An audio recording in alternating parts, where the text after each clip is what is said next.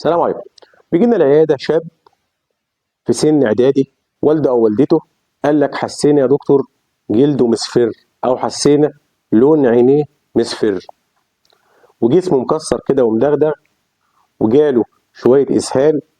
لاحظنا لما دخل يعمل حمام ان البول بتاعه غامق قوي، شبه الكولا كده او شبه الشاي، والبراز بتاعه فاتح جدا، لونه غريب اول مره نشوفه. بعد الكشف الدقيق عملنا شويه فحوصات، اتبين ان الشاب دوت عنده التهاب كبدي وبائي فيروس ألف. اهل العيان سمعوا كلمه التهاب كبدي وبائي واصابهم الرعب.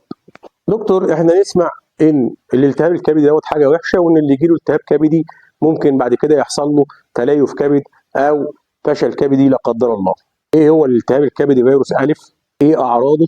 ايه علاجه؟ ايه مضاعفاته؟ بنكتشفه ازاي؟ بنعالجه ازاي؟ هل هو فعلا خطير؟ هل هو زي فيروس سي وفيروس بي زي ما معظمنا بيسمع؟